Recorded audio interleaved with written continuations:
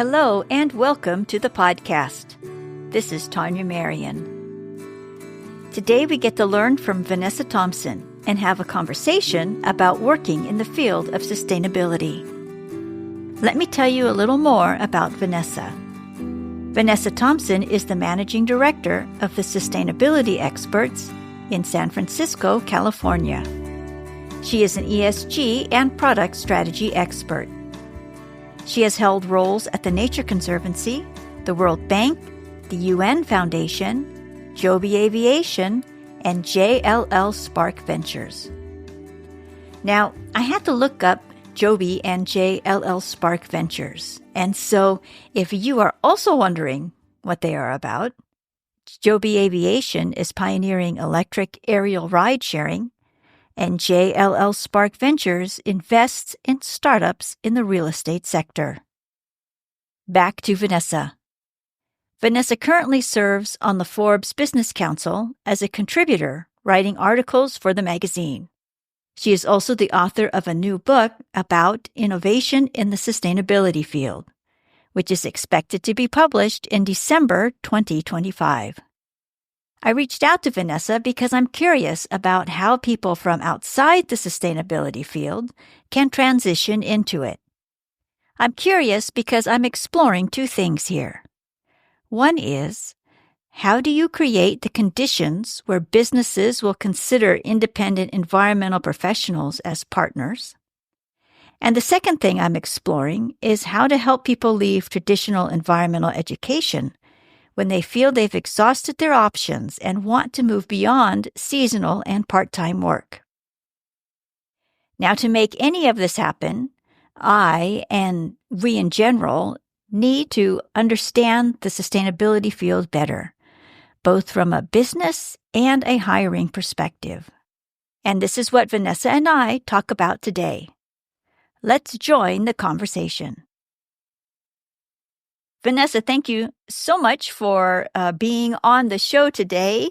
I am excited to introduce you to listeners and fellow environmental education professionals. Thank you so much, and thank you so much for the lovely intro. Oh my goodness, you are welcome. You are very busy and involved in all sorts of really interesting projects.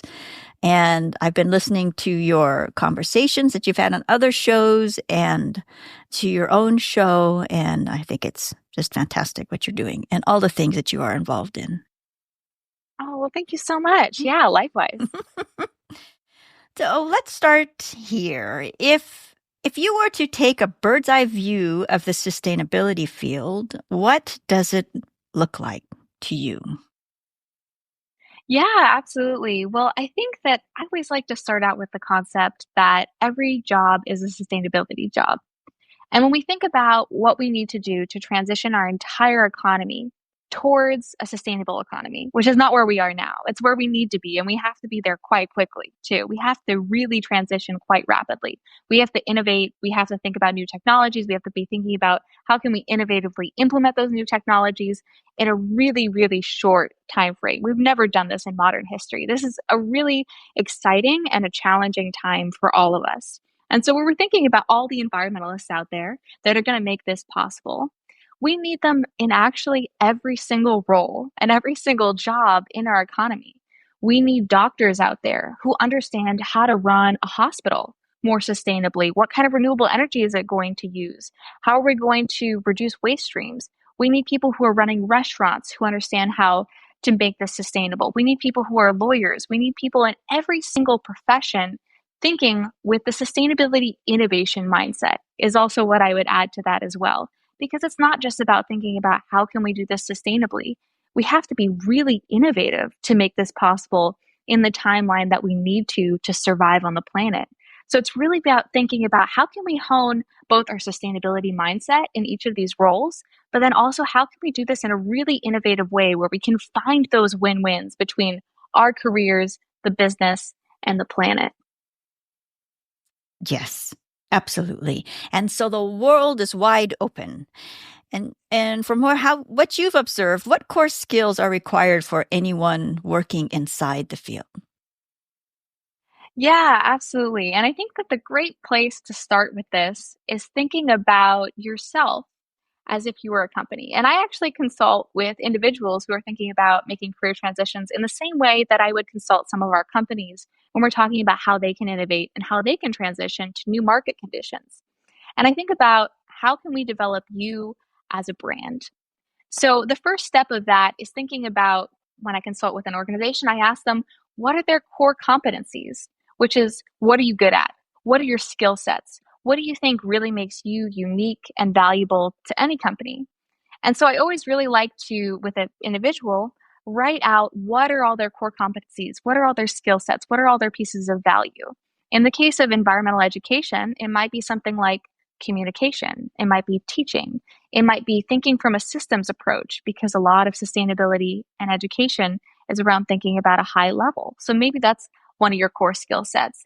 Maybe it's organization or management, making sure that you're really clear on what it is that your core competencies are. So really identify that. Take some time, build out some mind maps, really write that down. What are your core competencies? And then think about, what are the new market conditions today? What is all of the things that are creating value in the market today? Write that out. And then try to find the connections between the two.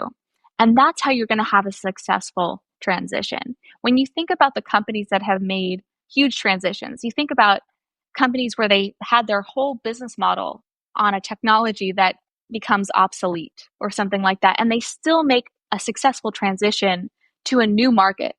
The way that they do that is they think about, okay, what made us good at that? Was it manufacturing capabilities? Was it the fact that we really understand chemistry? What was it about us that made us successful at that? Can we apply that to the new market conditions? So it's true with a person, it's also true with a business. Yes. Okay, so what are some core skills for environmental careers? What does that look like inside the field? Are there titles? Are there particular skills people are looking for? What does that look like? Yeah, absolutely. And I think this is kind of a continuation of what we just chatted about. But I Yeah. think that the key piece of this is now thinking about, okay, what kind of certifications, what kind of job titles am I looking at? So once you've developed that really clear list, okay, these are my core competencies, this is what I'm good at, you need to certify yourself. I think that's one of the first things. You need to certify yourself. And you don't just want to certify yourself in an abstract way. So if you're a great communicator, you don't want to get just a generic communication certification. You want to make sure that you can communicate in the specific title and the specific industry that you're going into. So make sure that you know how to communicate that way, so that when an employer looks at you, they understand that you're not just a good communicator. You're a good communicator in this specific industry. You know how to communicate these topics really well. So I think that's really something that's clear. But I think there's some great certifications out there and some great job titles out there and great opportunities. So I'll just list out a few. One of them is getting a LEED certification. So that's leadership in energy and environmental design. And a lot of buildings are getting LEED certifications. And this is actually a really valuable skill set. And it's because you're solving a problem for businesses. So about 40% of human made emissions are made from the built world or buildings.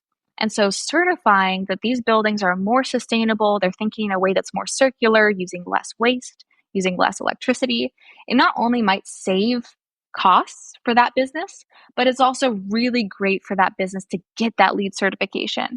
So when you get that LEED certification yourself, you're able to certify buildings that they're more sustainable. So that's a really great sector for a lot of environmentalists to go into.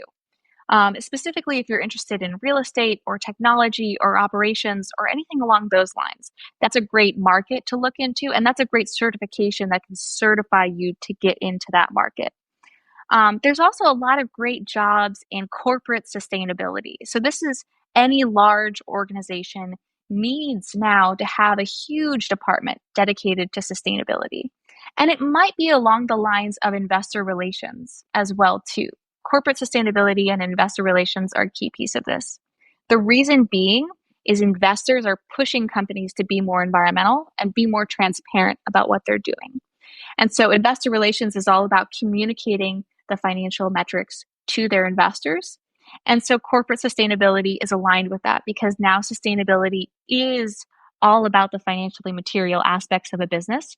They're all aligned and overlapping.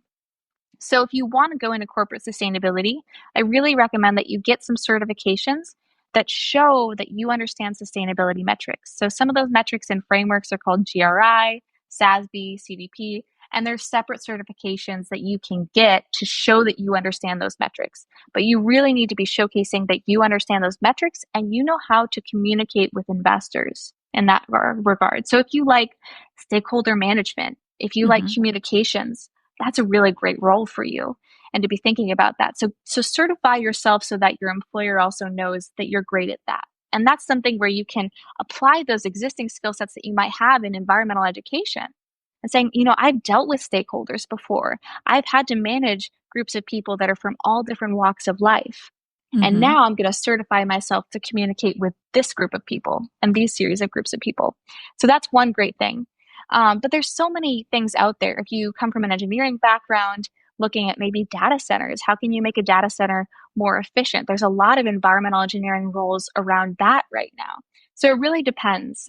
You can get those certifications, but then you should also be thinking about what kind of aspect of sustainability do I want to specialize in? Is it circular economy? Renewable energy is another great space to be in right now. A lot of companies need to source renewable energy and don't know how. So renewable energy specialist is the role title, actually certify that they can get those renewable energy sources for that particular business and actually look at PPAs, which are power purchase agreements, to make sure that the source is sustainable or renewable. So that's a really technical, very deep skill set that you're probably going to have to get certifications for. Or where you're thinking about climate change, if climate change is the biggest interest for you there, thinking about science around that, the adaptation around that, the mitigation and resilience. There's a lot in climate change resilience work right now, and really great software is actually out there right now if you want to look at and just play around with so you can understand the industry better. There's fantastic softwares that are coming out sometimes just this year from really big companies where they can actually say, okay, all of our facilities are located around the world in these really kind of critical areas. What's our strategy? What's our game plan? How do we get them out of these critical areas? And how do we think about climate change resilience? There's, trillions of the world's assets in areas that are right in the heat of the storm. And as these storms increase, that's something that you need to do. So if you can be a strategist to say, oh, I can make sure that you're more climate resilient as a business, then you have a lot of different clients yourself. So there's a lot of great areas. We can go into them in more depth, but that's just a general overview. There's a lot of exciting places right now. Yeah, absolutely. So I wanted to back up a little bit because when you mentioned sustainability metrics, you mentioned acronyms like GRI, SASB, CDP. Could you offer the formal title, what they're called? Yeah, absolutely. I think CDP is particularly interesting to highlight. So that's Carbon Disclosures Project. And so that's a really great way to become more transparent, not only on your carbon emissions, but also just on your general impact as a business. And so particularly what we've seen is that one of the things that I think the reason why investors are so interested in seeing that transparency is there's actually studies that show that companies that are reporting on their environmental and social governance, they actually are more likely to survive recessions than counterparts that aren't transparent on that.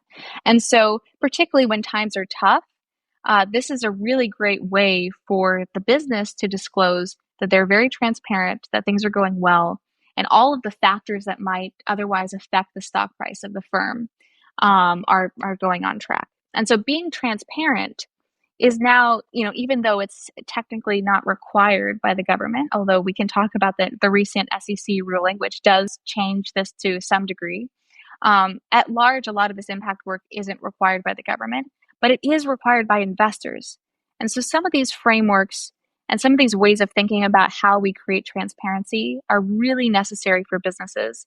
And as we're thinking about that kind of innovation aspect of this, transparency is kind of one key way that we can think about how the business can be more innovative. If we have more information on what the business is doing, we can think about more of those win-wins. So that kind of comes back to our kind of sustainability innovation mindset. Yes, it does. Wonderful.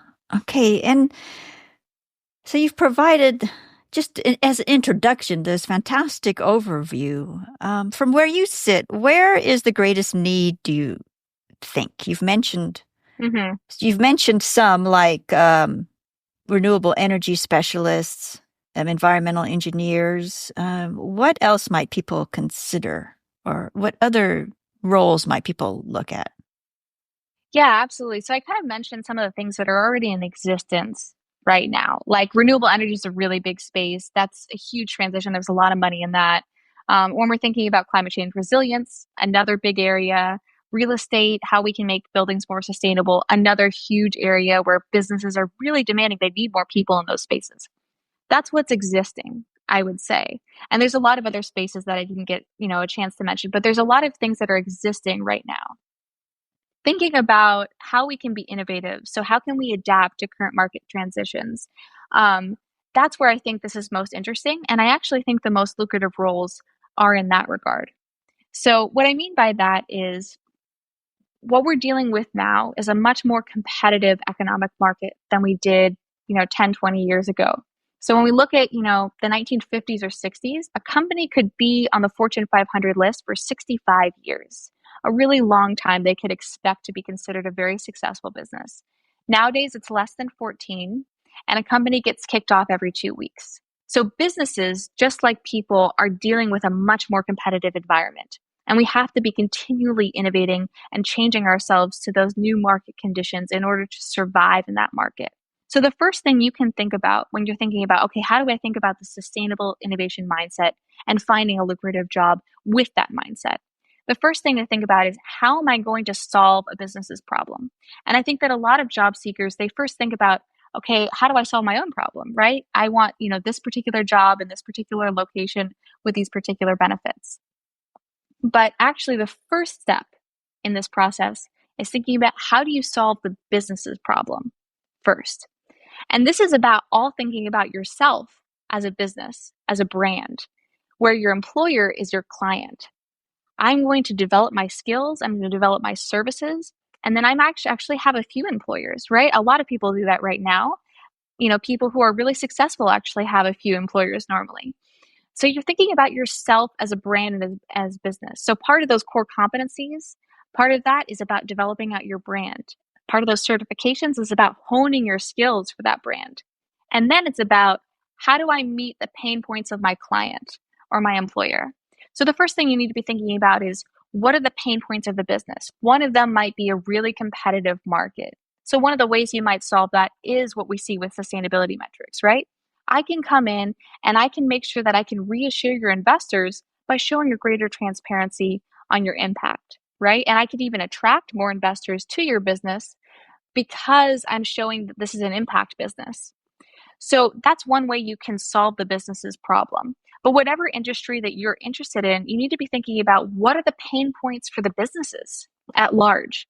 How do I solve those problems? Because not only does that help you get the job, it helps you keep the job as well too, as the market transitions, is to continually be thinking about, how do I solve those problems? So write out a list of all the problems that your business or your industry is facing, and think about how you can connect those skills to the problems in your business. Kind of coming back to one of the classic examples, I mentioned that some companies have transitioned through huge technological changes. And I think one great example of this is Kodak. A lot of people might know this company. They produced film for cameras, and suddenly that became obsolete. We didn't need film for cameras anymore. And so what they did is they thought, what is it that I'm good at? What are my core competencies? What am I valuable at? And they found out we were really good at chemicals and procuring them. And so they became a pharmaceutical and chemicals business. Similar ones in the space, there was Fujifilm as well too. It was a Japanese company that produced film that went out of business. And they said, you know what we're really good at? We're really good at preserving colors. And so they went into skincare because they were great at preserving colors on people's faces as well, which is kind of a funny new transition. But the whole idea is, the reason that you find yourself valuable in that market is the same reason why you might find yourself valuable in another market. So you should be thinking the same way that those businesses did, because Fujifilm was very successful in this. Skincare was an industry on the rise, and cameras and film they were pretty much dead. And so thinking about what was it that made us good at that?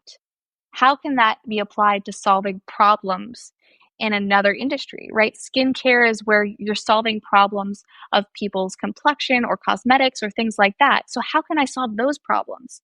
So, the first question to ask yourself before getting that job is, how am I solving a problem for that business? Those are great examples. Thank you for sharing them, and they're entertaining. I mean, because you think that's a leap that You're right. they might not make, and said, "Well, yeah, that makes good sense." But that just demonstrates just how far one needs to take their thinking to really break Mm-hmm. down what they've done, Mm-hmm. how they've done it, and it's really an involved process. Mm-hmm. And so I have a question. How can people new to the field then establish trust with Hmm. prospective clients? I mean, how should they show their work, I guess is the question that I have. Yeah, absolutely. I think that the best way to showcase it is by doing it. And it does end up being kind of a chicken and egg when you're trying to, showcase that you're worthy of an experience. You have to already have experience. And it's always that difficult kind of problem. But my recommendation would be is to first, of course, get certified. We talked about that. But then after that, actually just start doing projects. Even if it's not, lucrative at the beginning, just get involved and really get your hands dirty, because that's actually where you learn a lot of this stuff. Not necessarily in school, but it's actually by doing it. And while you're doing that, not only should you be showcasing it, try to write an article about it, try to showcase that you did that, try to showcase that to some employers, but also be asking yourself questions throughout it. What value do I have? What problems am I solving through that entire process? So that when you are writing an article or when you're talking to a new employer about that project, you're saying, I solved this problem, which is why I can solve this problem for you. Because that really does hook the interview.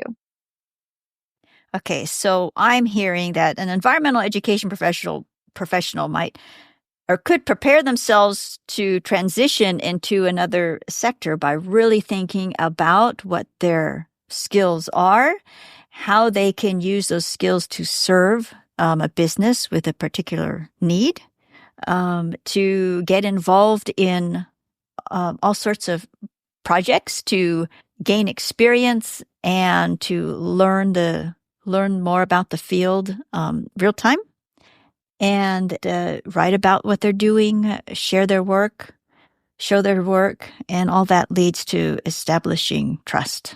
Yeah. Did I leave anything out? No? Yeah. Yeah, absolutely. And I would just add to that that there's so many great ways that you can get involved with those projects. And there's a lot out there that's open source. So making sure that you take that extra time to find that online, it is out there for you. When you even think about something like climate resilience, I mentioned that there was a lot of great softwares out there. But when we're thinking about that in terms of solving a problem for a business, almost every business has physical assets on the ground that could be impacted by a natural disaster. And we have something called $1 billion weather events, which is where that weather event costs over $1 billion on a particular city or industry. And there's one happening in every state in the US roughly every month. So at least somewhere in the states, every month there's at least one normally $1 billion weather event if there's not, several. So this is a real crisis. But in terms of solving the problem on that, developing a software, being able to showcase what is the strategies around how a business can deal with that, mitigate against that, prevent that. All those things are out there, and you don't necessarily need to be working for a firm to kind of start to get your hands dirty with some of those projects. Really be thinking about whatever the field is that you're doing, how can we develop strategies for the business in each of these regards? Can you write all of those out? Because that's something that you can always write articles about, try to get, some coverage on that so that you can showcase that to other employers. There's great way to, publish articles on LinkedIn. Here's what I'm doing. Here's what I learned. Here's the value I can bring there. And so that's a great way to, while you're networking, to showcase how you're solving problems throughout all of that. But I think that's a great way to build trust, because that is something that is really key for a business. And I think that the best way you can do that is by showcasing that you are a reliable person who solves the business's problem, and by demonstrating that. So as much as you can do that and also write about it and showcase that, the better. Yes. And, and something that I've learned myself is to go, something that I share and recommend is to go to policy events because they're local, whatever scale, local or larger scale. They are interesting. You meet a lot of interesting people. And it's what I've learned is that they're not just for elected officials and business people. They really are for everyone. They just look like they're not for everyone. And so you see when Yeah. they're advertised, you see pictures of people in business attire talking to each other, but really anybody can go. Yeah. And so I think that's a great way to get to just learn the landscape, learn a different Yeah. aspect of the landscape. Yeah. Absolutely.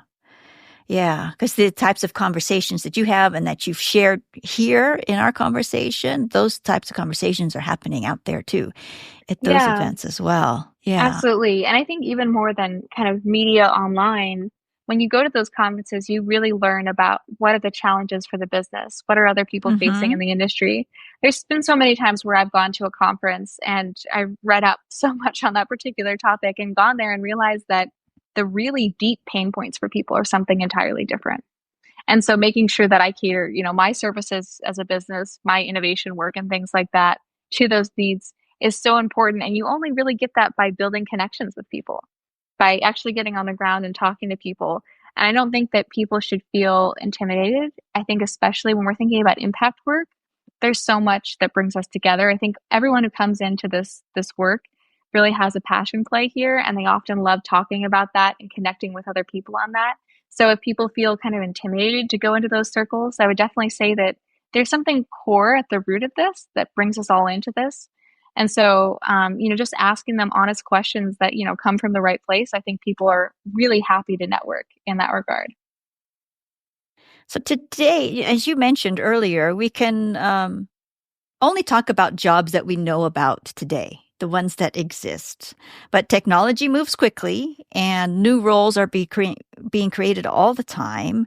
Do you have a sense of roles that might be invented or in the process of being invented, or just maybe even the slightest hunch of what might be in the future? Yeah, absolutely. I think that the newest roles that are coming out right now in this space, especially when we think about how can we apply that innovation kind of aspect to it, I think one is just the sector of AI and sustainability. We need to be thinking about how we can make AI more sustainable. AI utilizes a lot of electricity and energy from data centers. A lot of people might know about this, but it's a huge amount of energy consumption. So thinking about how can we reduce that, there are data centers out there right now that are certified to be sustainable, which is really interesting. So you could either be trying to procure that for a particular business. If you're already working in a firm, you could tell them, okay, let's switch our data center over to one that's certified to be more environmentally friendly. But then also thinking about how can we make the existing data centers, source more renewable energy and things like that. It's actually really not straightforward. It's a very difficult task to get data centers that have this high energy consumption that needs to be going around the clock, all sourced by renewable energy, and then the backup storage and generation from that. So that's a particularly new field. It's been around for a while, but I think the demand for it is certainly a lot more now. So when you're thinking about how do we help businesses think outside the box, solving some of those problems are going to be something that's really growing as we see over the next couple of decades. And I would mention another, which is microgrids. Microgrids, they're really interesting, but I think particularly when we're thinking about really high energy consumption, microgrids become particularly relevant. There's a lot of areas of our country as around the world that just can't handle that level of demand for energy. So we need to be thinking about building a microgrid or managing a microgrid. Or it might be that we want a microgrid because our current grid is not sustainable. So we might be thinking about that for that reason. And particularly for big businesses, they often run on microgrids and things like that they can completely run and manage on their own. So particularly thinking about skill sets surrounding microgrids, I think are more and more relevant today. And then the last one, which is, it's an established one, is data analysis. And I think particularly now we see this role of carbon data analyst coming up quite a bit And that's a really great one for people who kind of both have kind of the social science as well as kind of the engineering capabilities. It's a great intersection between the two. As we see with kind of the recent SEC ruling, where I think more and more companies are starting to disclose emissions and other aspects of their impact. Carbon data analyst is a really desired role, and it's a very difficult one, but also I think a very rewarding one. So I think those are all kind of three areas where we see a lot of growth, at least in the past decade. That's great insight. Thank you. So I was wondering, how did you get involved with the field? How did Yeah. you get to where you are now? And yeah, that's one question. I'll ask the next question later.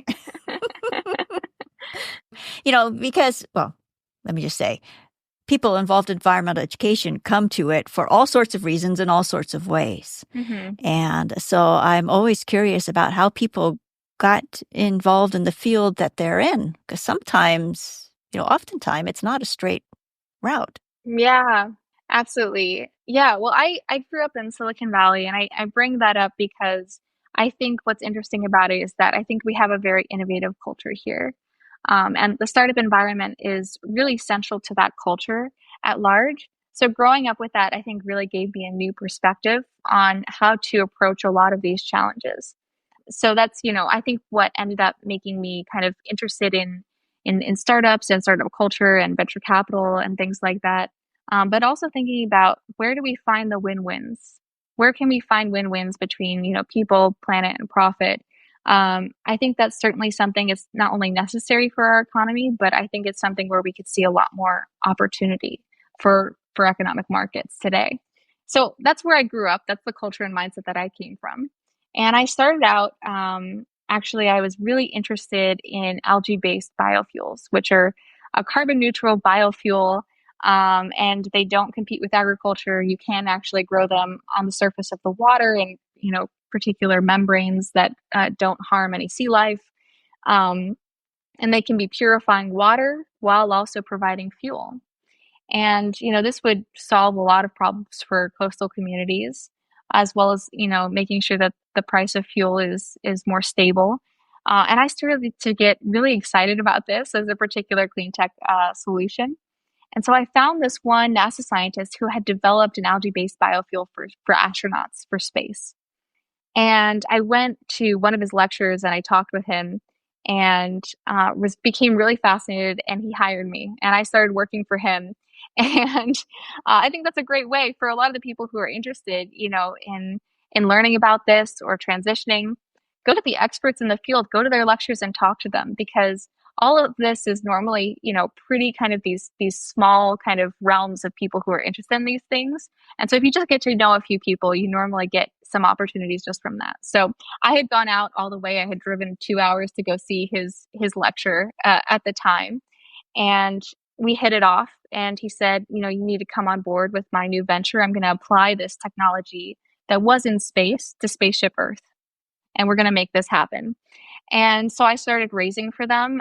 We got some preliminary interest from the World Bank funding, and other sources like that. And it was just a really great experience as the first startup that I worked for. And of course, got me engaged to work for several more startups after that.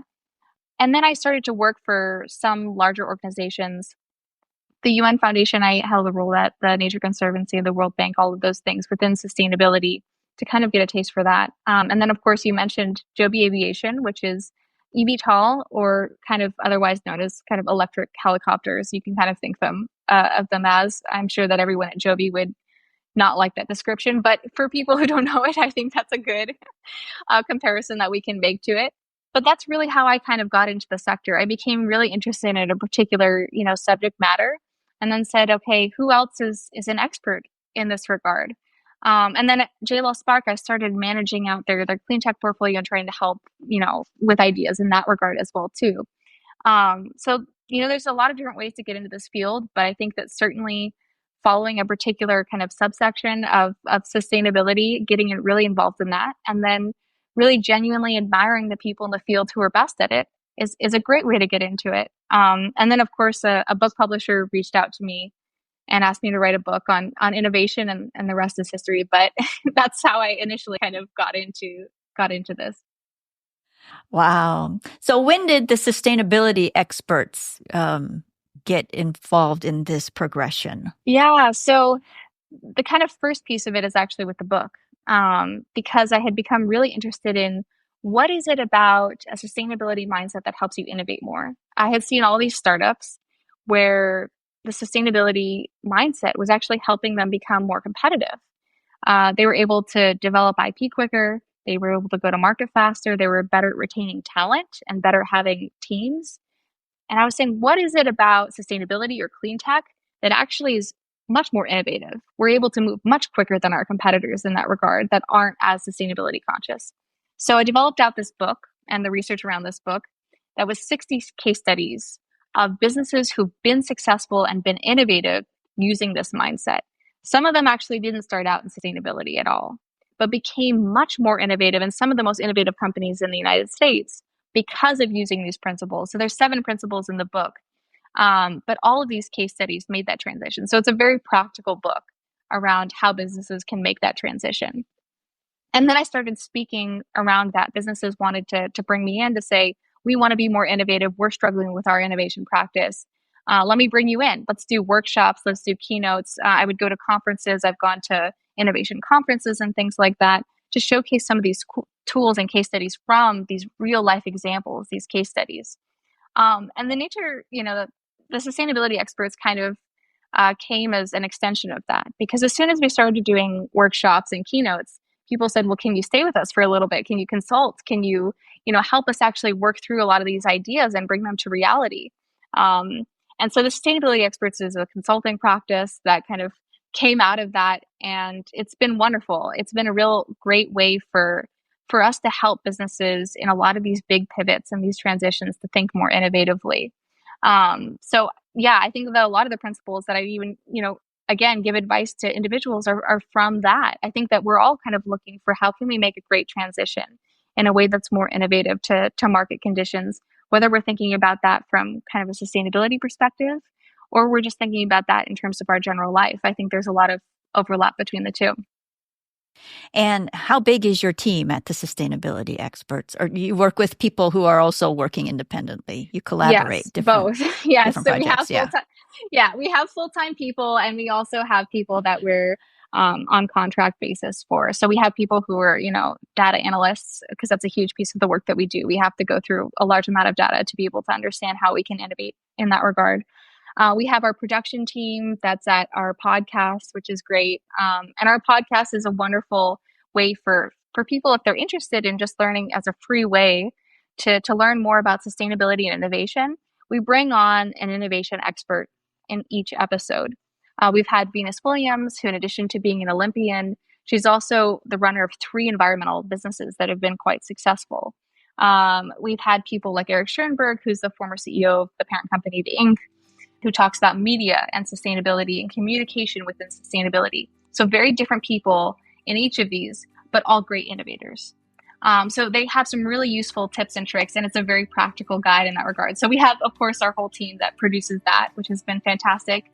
And then, of course, the kind of consulting and speaking element, which is just as normally me on that side. But yeah, it's great. It's been wonderful to build a community around it. And I would say it's not just the team that makes all that possible, but there's a whole community and a whole network that makes that possible. So I think that's something that's important for all of our careers, is making sure that we have a really supportive community around all of us. Well said. Well said. And how can people find you online and listen to your podcast? Yeah, absolutely. So our podcast is called The Sustainability Experts. Our website is the-sustainability-experts.com. You can also find us on Apple Podcasts, Spotify, YouTube, LinkedIn. I really recommend that people particularly look at our LinkedIn page and follow us on LinkedIn, mainly because we love to collaborate with people, and it's a great way to reach out to us. So if you see a guest, or if you see anyone on our LinkedIn page where you're like, that's just fascinating what they're doing with sustainability and innovation, I would love to talk with them, or I'd love to support you guys in any way, you can reach out to us, and we love to collaborate with other people in that regard. So definitely recommend LinkedIn, but of course we're on all platforms under the Sustainability Experts. And if you are interested in speaking or workshops or anything like that, next week our new website launches, which is a little revived version, which is vanessathompson.com. The Sustainability Experts is kind of our firm, our consulting practice, and vanessathompson.com kind of advertises the speaking and keynotes and things like that. So feel free to reach out to us. Yeah. Oh, wonderful. Thank you. Thank you. Thank you, Vanessa, for teaching us so much today and for telling us about what is out there. I have no doubt that you've empowered people today, people listening, and myself included. Oh, thank you. It's really something. Oh, thank you. And we look forward to your book coming out next year. Yes. So, yeah. All right. So I'll be watching for that. We'll be watching for that, I'm sure. Yes. Okay. Thank you, Vanessa, so much for your time today. Thank you.